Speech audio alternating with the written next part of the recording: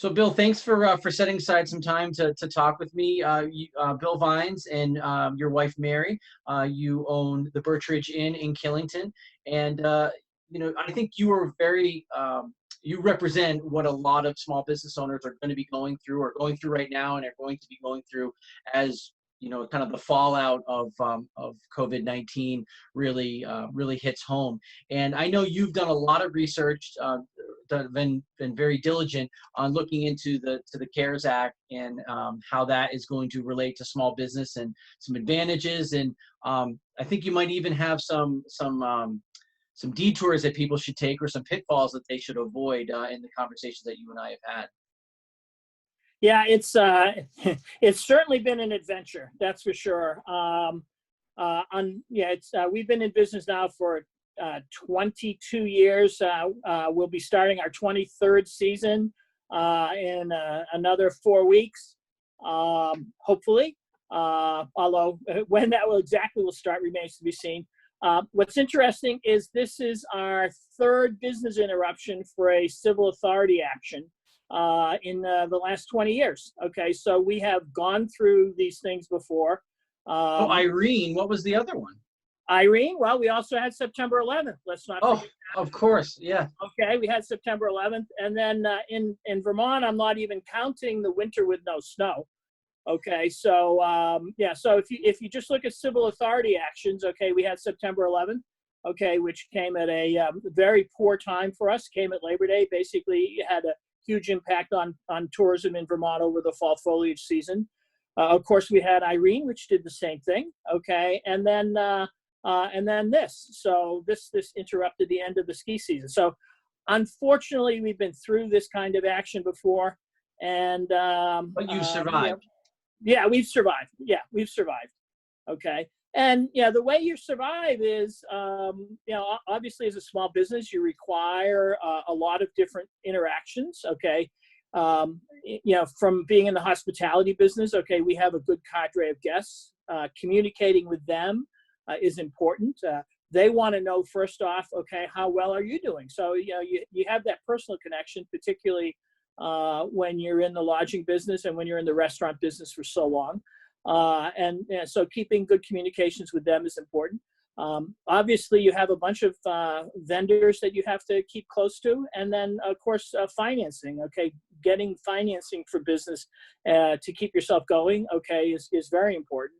So, we have good relationships with our lenders, and literally within days of the governor's order coming down, we were on the telephone with them talking about various options. So you have to do that to survive. So let's talk about that just initially, because there are some safeguards, or there are some safety nets that the Small Business Administration has put together. What would your advice be, talking whether be with small business association, or whether it be with your lender? Some things that you should think about going into those conversations. Well, I think everybody might have different relationships with their lenders. Okay, when we originally started our business, we procured a SBA guaranteed loan. Okay, through what was then the Woodstock Bank. It's now TD Bank, after 6 different mergers over 20 years. What they do. Yeah, but so. With the CARES Act, there are a number of different things that are available to small business. A lot of press has gone on about what's called the PPP, the Payroll Protection Plan, which was just released last Friday. That will provide interim funding so people can either keep their employees on staff or rehire their employees. We did file for that. Okay, we are now waiting for a response on that. It's an interim financing for basically 8 weeks.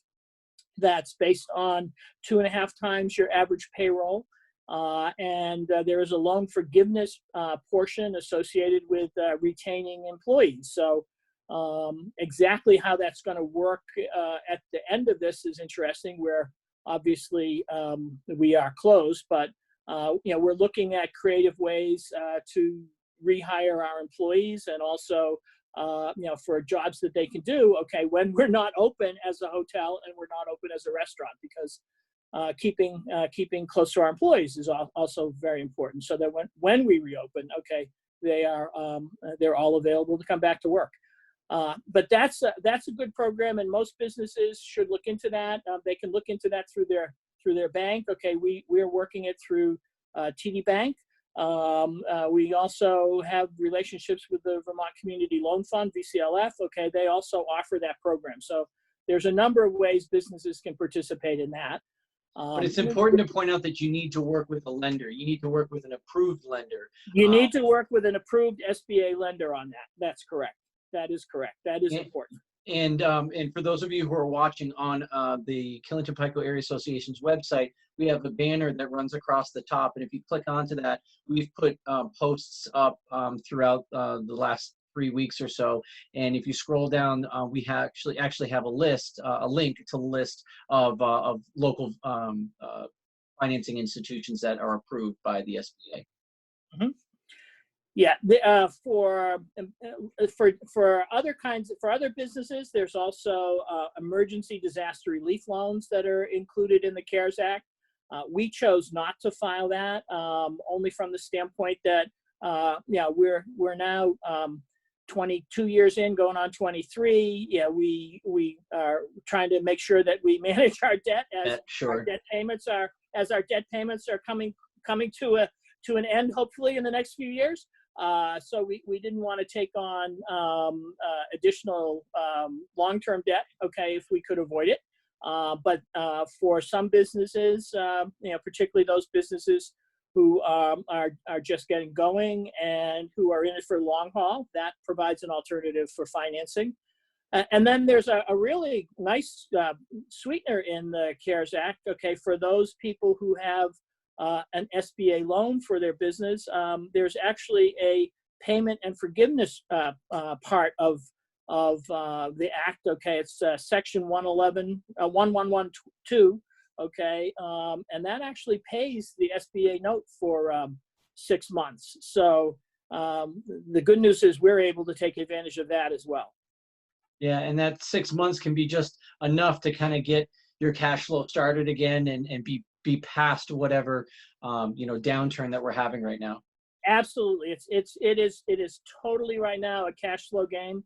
I mean, within our business, obviously we plan for a slowdown in April, May, and June. So we were in a conservation mode to try to conserve cash so that we could get through the downtime, and that was just pure luck, okay, in terms of the time of year when this struck. But there's a huge amount of uncertainty about when people will resume traveling and when people will come back to Vermont and when business levels in the inn and in the restaurant will return to some semblance of normal, whatever that means. So the next 6-8 months managing cash flow is going to be more critical than normal. So you had mentioned about people traveling again, and one of the things in the industry that you're in lodging, one of the things that the governor had really done was pulled the reins back on allowing people basically to travel and to leave more metropolitan areas to ride the storm out, if you will, in Vermont, and so all lodging across the board in Vermont is basically not allowed to have any visitors unless they're an essential worker working in the healthcare field. So that's been tough. Other businesses have figured out ways, like restaurants, for instance, doing takeout or curbside pickup and hardware stores and things like that. But for your industry, literally was shut right down.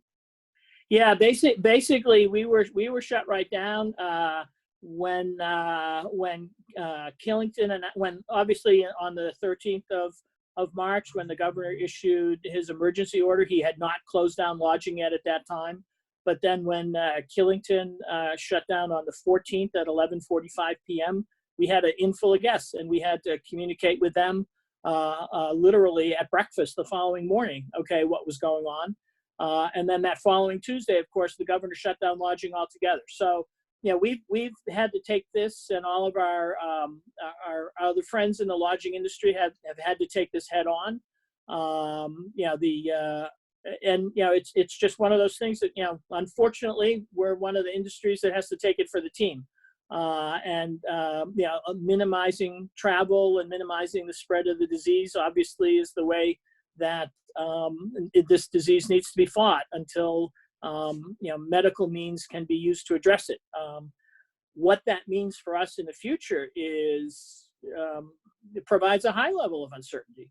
I've seen writings now that some countries in Europe are looking at trying to restart their economies. The model for that seems to be restarting some general level of commerce, but you know, restaurants and hotel properties are literally the last ones that are reopened in the economic stream, based upon how virus levels are being maintained in those societies, and you know, is there a resurgence? So we really need to watch that over the next few months. So I want to end almost where we began. You know, you were talking about this is the third interruption that you've had, major interruption that you've had in your 22 years. Did I get that right? Mm-hmm. In the 22 years. But you've been able to weather that and to be able to keep the business going. And I think that is a lot to business fundamentals. You know your numbers. You know who your customers are.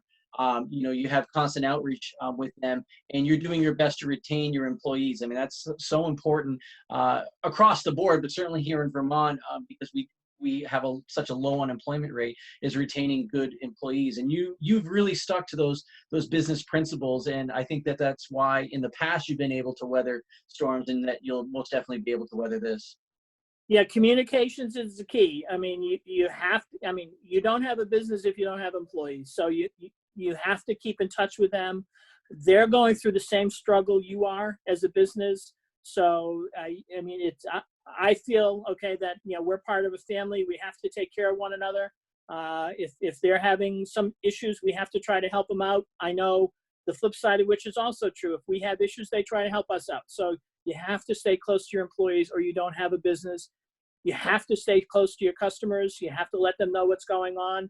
They're again experiencing the same thing. Okay, so there's a shared community, so to speak, in terms of weathering this storm, so it becomes very important to stay close to them. And then you have to stay close to your finances. You have to know your numbers. You have to manage your cash flow. It's obviously going to be a rough year, but the whole goal, okay, is to stay healthy and to have a business when this occurs, when this gets over, so that we can all raise a glass and celebrate our joint survival. Hear, hear. Bill, owner of the Birch Ridge Inn, thank you so much for taking the time. Really appreciate it. All right. Hey, Mike, thank you. And we're sorry that we needed to cancel the mixer that was scheduled here for last Tuesday.